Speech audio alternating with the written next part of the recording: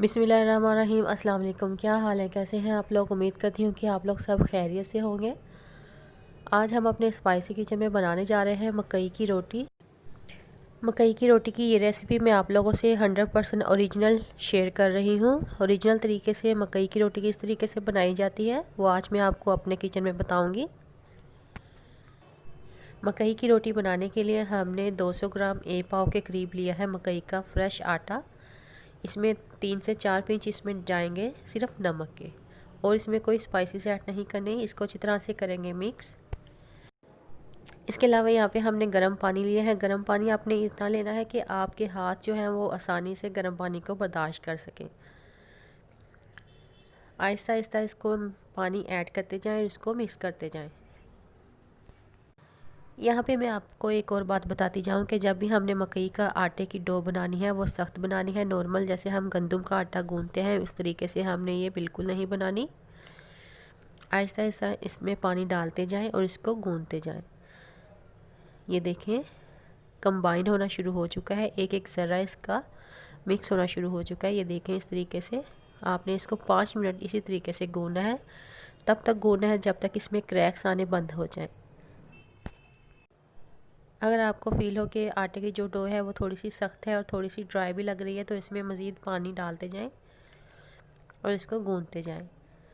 5 minute गूंथने के बाद जो हमारी डो थी वो बिल्कुल रेडी हो चुकी है। ये देखें इसको अच्छी तरह से पानी के हाथ लगाते जाएं और डो बनाते जाएं। ये देखें क्रैक आना बिल्कुल बंद हो चुके हैं। इसका मतलब ये है कि हमारी जो डो है वो बिल्कुल रेडी हो चुकी है। 5 मिनट गूंदने के बाद ये देखें डो बिल्कुल स्मूथ और सिल्की फील हो रही है। इसका मतलब है डो बिल्कुल रेडी है। तो हम इसके छोटे छोटे पेड़े बना लेंगे। जितना आप रोटी का साइज़ चाहती हैं उतने इसके पेड़े बना लें। पेड़े हमने बना लिए। पेड़े बनाने के बाद उस पर जो किचन टावल है, रुमाल है रोटियों वाला, वो रख दें ताकि हमारे जो पेड़े हैं वो ड्राई ना हो जाए।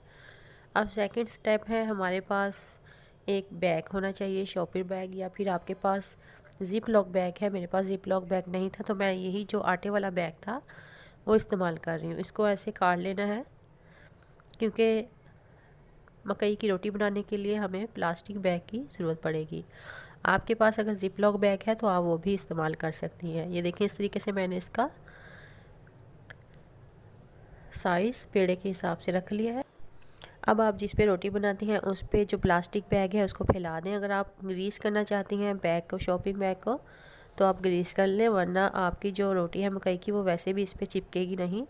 अब मैं इसको कैसे बेलना है वो आपको बता देती हूँ। ये देखें ये टेक्निक है मकई की रोटी बनाने की। आपने साइडों पे प्रेस करना है, सेंटर में प्रेस नहीं करना है।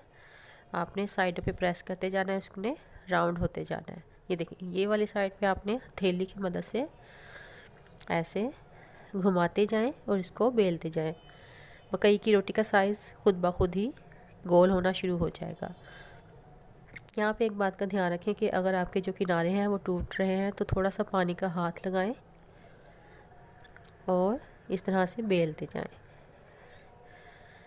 आहिस्ता तरीके से आपने बेलना है।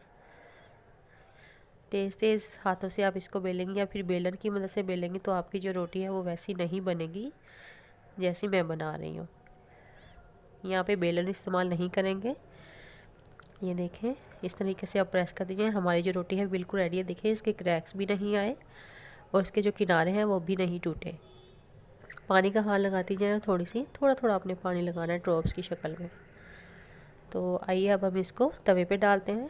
तवे पे डालने का तरीका मैं आपको बता दूँ। इस तरीके से आपने रोटी को बेला, शॉपर हाथ में लिया और इसको तवे पर ऐसे डाल दें। ऊपर से शॉपर बिल्कुल आसानी से उतर जाता है, कोई ग्रीस करने की ज़रूरत नहीं है। तवा जो था वो मैंने पहले ही गर्म करके रखा हुआ था चूल्हे पे, स्लो आंच पे हीट था। आपने जब भी मकई की रोटी बनानी है स्लो आंच पे ही बनानी है, फुल आंच नहीं करनी है, क्योंकि जो मकई का आटा है वो थोड़ा सा टाइम लेता है पकने में, ताकि रोटी अंदर से भी अच्छी तरह से पक जाए। स्लो फ्लेम पे एक साइड बन गई इसकी तो इसको पलटेंगे। अभी हमने इसको स्लो फ्लेम पे 1 से 1.5 मिनट के लिए इसको पकाना है, बिल्कुल स्लो आंच पे। तेज़ आंच करेंगी तो हमारी जो रोटी है वो जल जाएगी, बाहर से बिल्कुल खस्ता हो जाएगी, काली हो जाएगी और अंदर से बिल्कुल कच्ची रहेगी, जो बिल्कुल भी टेस्ट में, खाने में अच्छी नहीं होगी। एक साइड रोटी की पक गई थी तो मैंने उसकी साइड चेंज कर दी है। यहाँ पे इस स्टेज पे आके आपने अभी इसमें ऑयल डाल देना है। याद रखें ऑयल आपने जब दोनों साइडों से अच्छी तरह से पक जाए, खुशबू आने लग जाए, तब ही इसमें ऑयल डालना है। शुरू में आप ऑयल मत डालें जैसे हम लोग अक्सर पराठे में डालती हैं।